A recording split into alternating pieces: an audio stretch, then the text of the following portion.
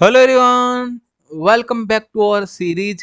EFT subject का जो हमारा सीरीज चल रहा था उसको कंटिन्यू करते हैं। लास्ट लेक्चर्स में हमने कवर कर लिए थे transmitted ratio and transmitted constant and reflection constant, यानी reflection constant and transmission constant से रिलेटेड यूनिफॉर्म वेव में जो भी फॉर्मूलाज थे फॉर्मूलाज हमने डिराइव करके देख लिए। जिन्होंने वो वीडियोज नहीं देखे वो चैनल पर जाकर देख लीजिएगा, आपको प्ले लिस्ट में मिल जाएगा।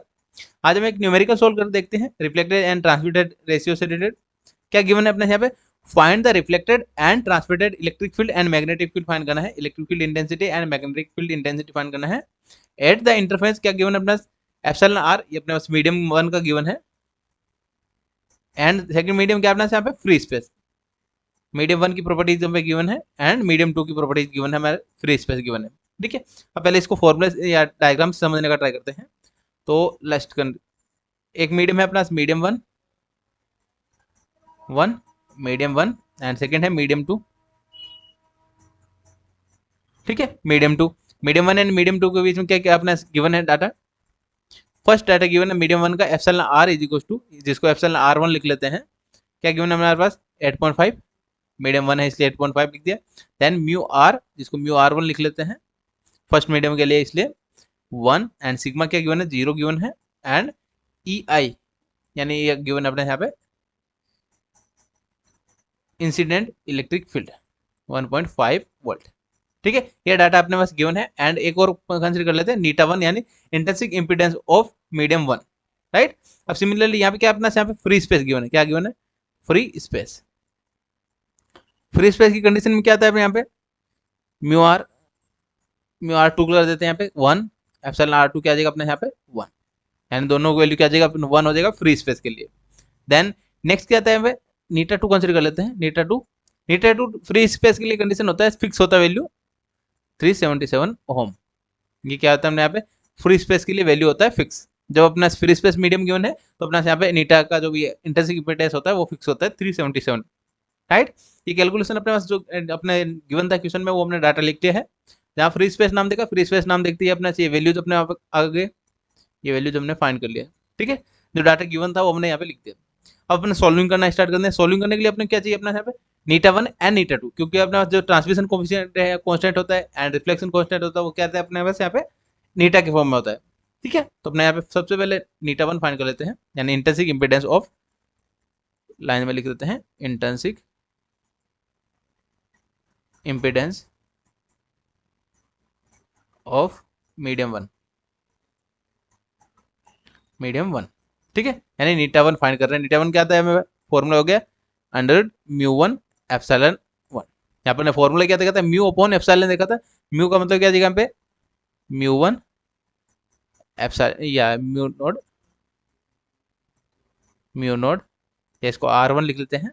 एंड यहाँ पे क्या देगा, epsilon R1 and epsilon naught. Mu का मतलब क्या देगा, म्यू इज इक्वल होता है mu naught into mu r. Right, ये अपना म्यू आर क्या गिवन है अपना यहाँ पे, मीडियम 1 के लिए क्या हो जाएगा अपना यहाँ पे म्यू R1 हो जाएगा। एंड मीडियम 2 के लिए क्या अपना यहाँ पे म्यू नोड।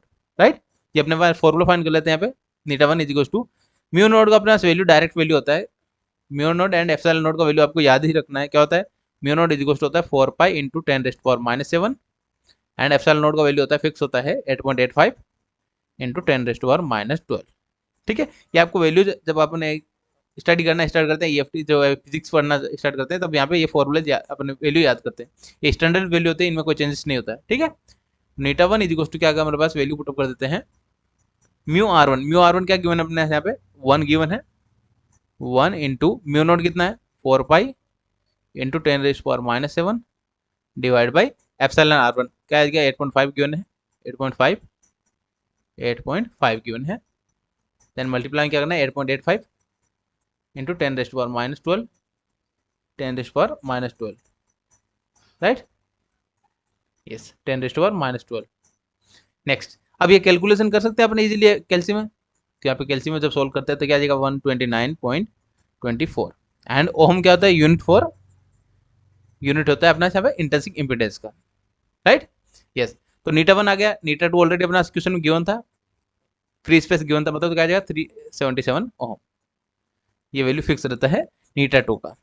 राइट, नीटा 2 का मतलब क्या है अपना, जब भी फ्री स्पेस होता है फ्री स्पेस के लिए इंट्रिंसिक इंपीडेंस का वैल्यू फिक्स रहता है 377। जब अपन कैलकुलेशन करते हैं तो यहाँ पे 377 ही वैल्यू आ जाएगा। ठीक है, यस। नेक्स्ट अब यहाँ पे बता भी देता हूँ कैसे आता है यहाँ पे।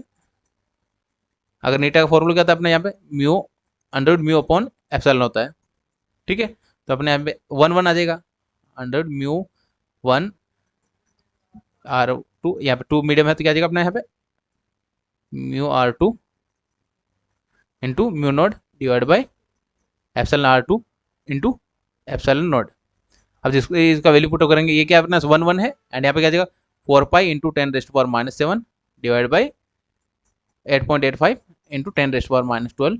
यहाँ पे सोल्व करेंगे तो क्या जाएगा अपने यहाँ पे 377, राइट। आई होप ये आपको क्लियर हो गया होगा। मैंने बता भी दिया कैसे वैल्यू फाइंड होता है ये, एंड आपको याद ही रखना है वैल्यू। जब भी फ्री स्पेस गिवन हो तो फ्री स्पेस के लिए इंट्रिंसिक इम्पीडेंस का वैल्यू फिक्स रहता है, ठीक है। यस, अब ये अपने पास फाइंड हो गया। देन अपने पास क्या फाइंड करना है, reflected and transmitted. Reflected and transmitted कैसे फाइंड करेंगे, उसके लिए अपने क्या चाहिए अपना ट्रांसमिशन कोफिशिएंट। क्या चाहिए अपने यहाँ पे ट्रांसमिशन कोफिशिएंट, ठीक है। ट्रांसमिशन कोफिशिएंट क्या होता है यहाँ पे, जिसको टीटी से डिनोट करते हैं, ईटी। पहले इलेक्ट्रिक फील्ड के लिए फाइंड कर लेते हैं, transmitted electric field then incident. ये क्या होता है अपने यहाँ पे ट्रांसमिशन कोफिशिएंट का फॉर्मूला। देन अगेन फॉर्मूला क्या होता है, नीटा के फॉर्म में लिखना तो क्या जाएगा अपने यहाँ पे 2 नीटा 2 अपॉन N1 प्लस N2, नीटा 1 प्लस नीटा 2, यानी इंटेंसिव इम्पीडेंस के फॉर्मेट में भी फॉर्मूला है। ये हमने फॉर्मूला डिराइव करके देखा था, तो मैंने यहाँ पे डायरेक्ट फॉर्मूला यूज किया है। वो डेराइवेशन आपको लास्ट वीडियोज में मिल जाएगा, वहाँ से आप जाके देख सकते हैं, ठीक है। यस, अब नीटा 1 नीटा 2 सभी वैल्यू ऑलरेडी अपना गिवन है। क्या देगा आपने यहाँ पे 2 इंटू 377 डिवाइड बाई वैल्यू कितना है 129.24 प्लस 377, ठीक है। अब इसको कैल्शियम में सोल्व करते हैं। कैल्शियम सोल्व करने के बाद क्या वैल्यू बन रहा है 1.489। ये क्या गया हमारे पास ट्रांसमिशन कोफिशिएंट आ गया इन the terms of electric field, ठीक है। अब ये वैल्यू फाइंड करने के बाद क्या जाएगा अपने यहाँ पे फॉर्मूला एक बार फिर से यूज करता है, टी टी इज क्या था अपना ई टी अपॉन ई आई। ई टी अपॉन ई आई कितना वैल्यू आया था 1.489, राइट। देन ई आई अपने पास ऑलरेडी गिवन है, तो क्या जाएगा अपने यहाँ पे E T is equal to E I into 1.489। E T क्या गिवन था 1.5 गिवन था, ये 1.5 कहाँ गिवन था अपने यहाँ पे इक्वेशन में वैल्यू गिवन है 1.5 वोल्ट, वोल्ट पर मीटर होगा वहाँ पे। ये क्या अपने यहाँ पे वोल्ट पर मीटर, राइट, क्योंकि इलेक्ट्रिक फील्ड का यूनिट क्या होता है ये वोल्ट पर मीटर होता है, इनटू 1.489। अब जैसे इसको कैल्शियम में सोल्व करते हैं, सिंपल कैलकुलेशन है, आप कैल्शियम इजीली सोल्व कर सकते हैं। तो यहाँ पे क्या वैल्यू आएगा 2.234 वोल्ट पर मीटर। ये क्या गया हमारे पास ट्रांसमिटेड इलेक्ट्रिक फील्ड आ गया। क्या गया हमारे पास वैल्यू क्या फाइंड हो गया, जो अपने को फाइंड भी करना था, transmitted electric field, electric field component. Electric field का ट्रांसमिटेड कंपोनेंट क्या आ जाएगा ईटी इज इक्वल टू क्या हमारे पास वैल्यू 2.234 वोल्ट पर मीटर। नेक्स्ट क्या फाइंड करना अपने को, रिफ्लेक्टेड भी फाइंड करना था, रिफ्लेक्टेड इलेक्ट्रिक फील्ड। तो रिफ्लेक्टेड इलेक्ट्रिक फील्ड भी फाइंड कर लेते हैं। उसके लिए क्या फॉर्मूला यूज करेंगे, रिफ्लेक्शन का फॉर्मूला यूज करेंगे। नेक्स्ट क्या अपना यहाँ पे रिफ्लेक्शन कोफिशिएंट। रिफ्लेक्शन कोफिशिएंट क्या फाइंड किया था हमने E R upon E I is equal to, formula क्या होता है यहाँ पे नीटा 2 माइनस नीटा 1 डिवाइड बाई नीटा 1 प्लस नीटा 2, या नीटा 2 प्लस नीटा 1, नीटा 2 प्लस नीटा 1।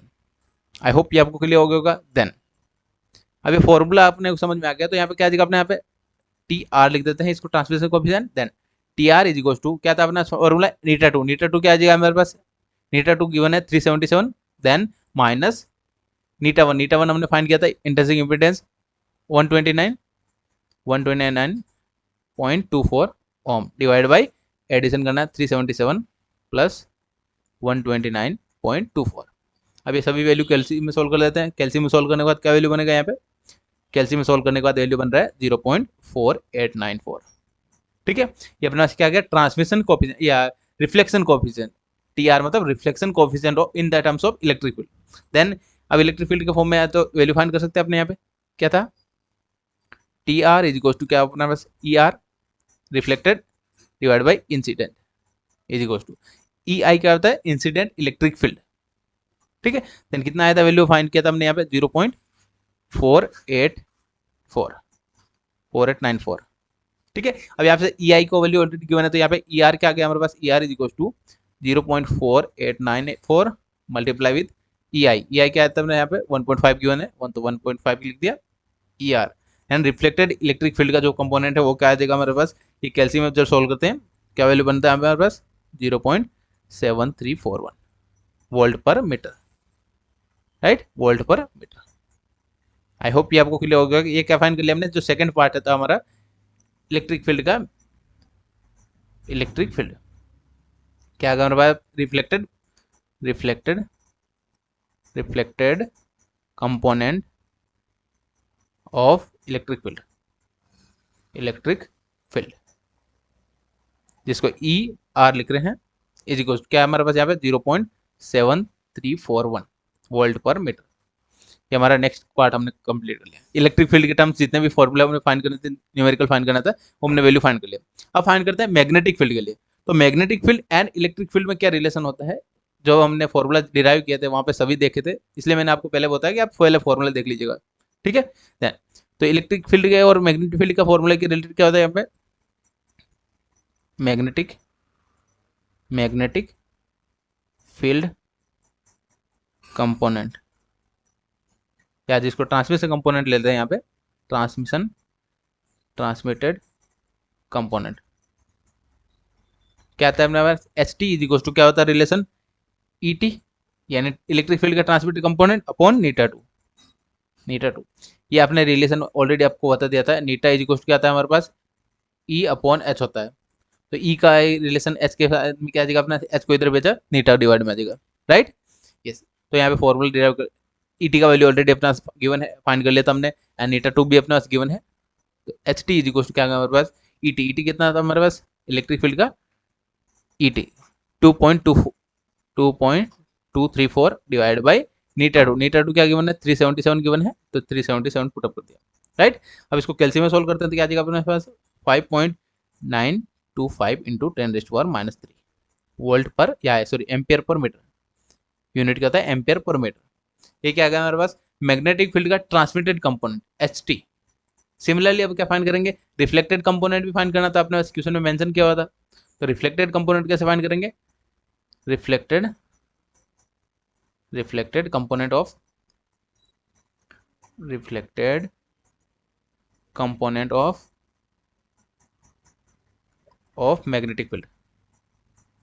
मैग्नेटिक फील्ड क्या होता है अपने यहाँ पे एच ऑफ आर, रिफ्लेक्टेड वाला है क्या देगा अपना minus of E R upon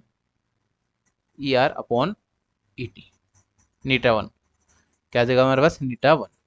अब ये माइनस सिंबल क्यों आया, माइनस सिंबल इसलिए आया जब अपन यहाँ पे रिफ्लेक्टेड मतलब क्या अपने डायरेक्शन चेंज होती है, अपोजिट डायरेक्शन हो जाती है, तो यहाँ पे नेगेटिव साइन होता है, राइट।